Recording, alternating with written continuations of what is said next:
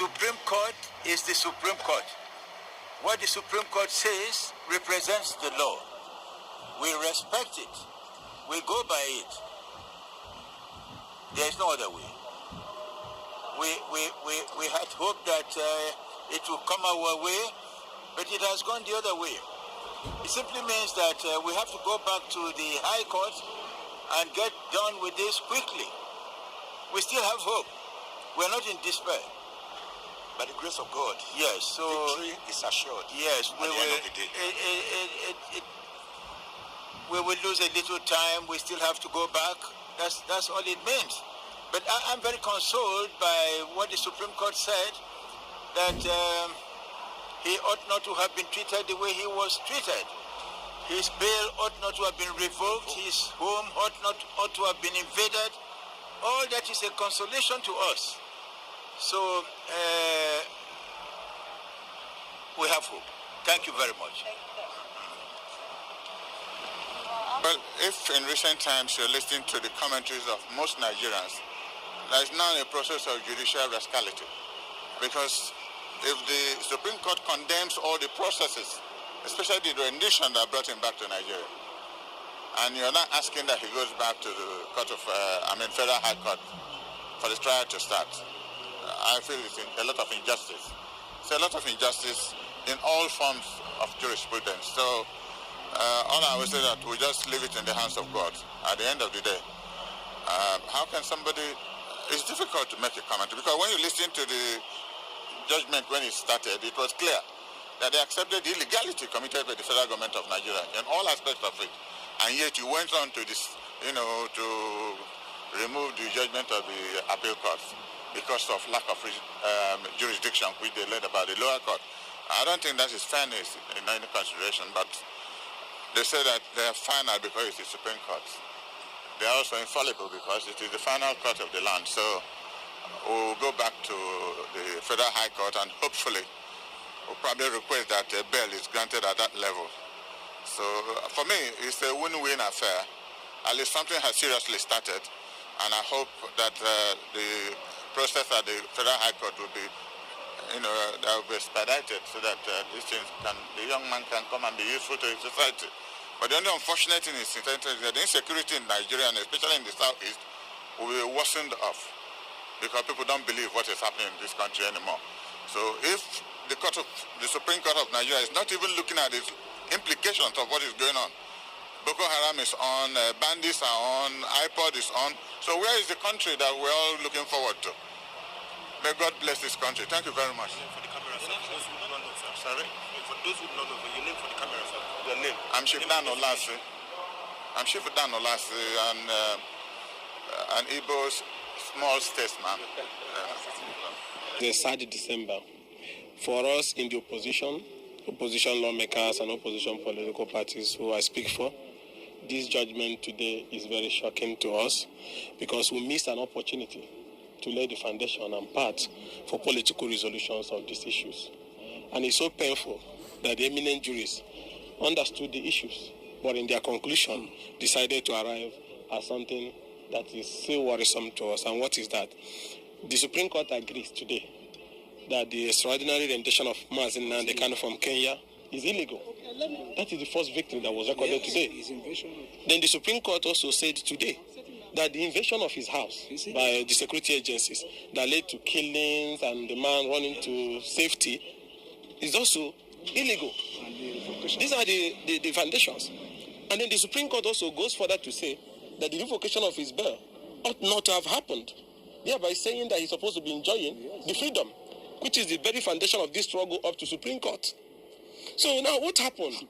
If the Supreme Court agrees that the extraordinary rendition from Kenya is illegal, and the Supreme Court agreed today that the invasion of his house is illegal, and the Supreme Court agreed today that he ought not to have been declared bail, then why is Nnamdi Kanu still in DSS custody today? The Supreme Court should have not only freed him, but lampooned those who committed those atrocities. Yes. And when they talk about some of these conventions that were cited by lawyers of Nnamdi Kanu are not national laws, I disagree. You know the extradition treaty that was signed by Act, that was signed by Malamidi Attorney General. Yes. That treaty, that act, condemned extraordinary rendition. So it's there in the law. Even as elementary law students, we are told systems, method of forming laws, conventions, inclusive as well. So if you have international conventions that have been codified and ratified, they immediately becomes law. Like African Charter on Human Rights and so on and so forth will cite. These are laws. So why are you saying that we did not sign national law? National laws were cited. So for whatever reason, like I said, they are remitting back to the federal High Court. We strongly believe that the first thing to do is to grant bail to Nnamdi Kanu. Let's go back to the foundation. It's to grant him bail. But let me also appeal to the president. I'm not saying he should interfere in judicial matters. But there is need for us to find a middle ground to bring peace to Southeast. Many things has gone wrong in the East. Is it that Nigerians don't feel for the destruction going on in the Southeast? Businesses are being burned to the ground. People are being killed. All sorts of criminal activities is going on. Even security agencies are also being killed. And whenever anybody is killed in the East, they call it unknown gunmen. Don't you want, timely resolution of these issues? And we said that the first foundation is to grant Nnamdi Kanu unconditional bail, and then we'll commence that process of reconciliation and harmonization of these issues. People in the East are human beings.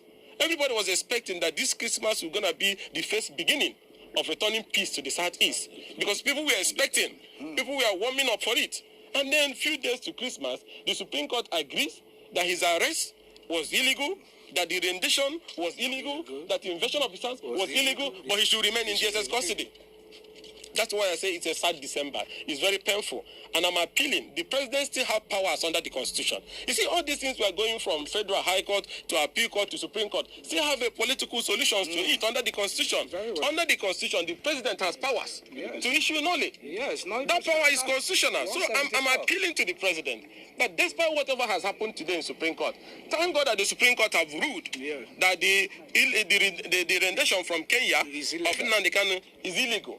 And thank God that the Supreme Court has also ruled today that the invasion of his house in Omahia was also illegal. And also, the Supreme Court has also agreed that he ought not have been denied his bail. Despite the final conclusion of not granting him bail today, the president, riding on this extract from the ruling of the Supreme Court today, Kanu as the father of the nation, issue a broadcast and then issue knowledge, discontinue the trial and grant him unconditional bail and commence the process for political and political solutions to the matter.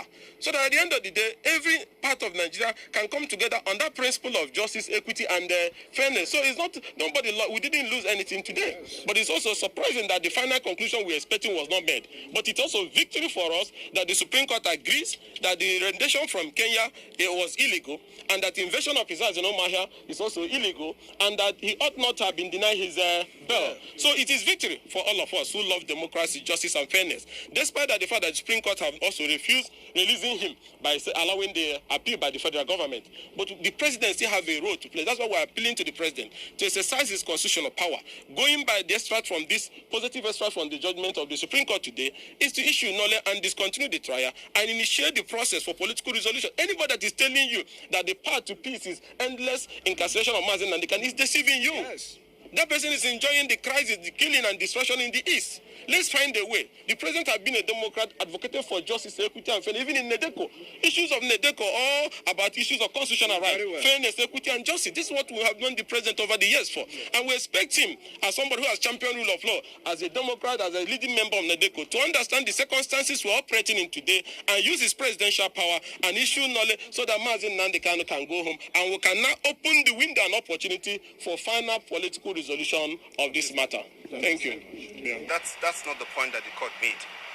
You saw that the court came very heavy on the security agencies, where they have in any way, impaired on the rights, the fundamental rights of the defendant. However, our laws have made very clear provision for remedy. Where there's such infraction on the right of the defendant, then you can such a defendant can go to the civil court and then seek for civil remedies for the violation of his fundamental rights. And that is why, of course, we have the fundamental rights enforcement, for which the defendant, the respondent, which is the defendant in this case, have actually activated. And you are aware that he has gone to the civil court and he has gotten some judgments, which is still subject of appeal, as to whether or not his fundamental rights have actually been infracted or infringed upon. Thank you very much. Thank you. My name is D.E. Caswell. D.E. Caswell. D for David. D for David. D.E. Caswell. Okay, and counsel to what you're representing? I am counsel to the appellant, which is the Federal Republic of Nigeria. Okay. Okay, as you have all observed what happened today at the Supreme Court, if you ask me, I would say this is victory to administration of criminal justice, because it shows that once you are an accused person, once you are a defendant, no matter what excuse you want to bring to hide under the law to say that you should not be tried, the Supreme Court has expressly, unequivocally stated clearly that we don't have the legislation that will vitiate the court from trying a defendant that has committed a crime. You must be tried for every offense you have committed. Exactly, sir, but does this not enfold the security? And all you react to Yes, my name is Right Honorable Obi Agwacha, representing the good people of Iguano, Umuahia South Federal Constituency of Abia State. I am the direct representative to Mazi Nnamdi Kanu. It's indeed a very sad day today. If you looked at the judgment, the court showed empathy in the way the rendition was conducted, the torture, the treatment meted out to Mazi Nnamdi Kanu. It's just a technical matter, just like the counsels for Mazi Nnamdi Kanu has stated. Well, I'm sure they are going back to the drawing board, starting again from the High Court all the way to the Supreme Court. The Supreme Court is sympathetic to the plight of Mazi Nnamdi Kanu, and I believe there's hope at the end of the tunnel. Thank you very much.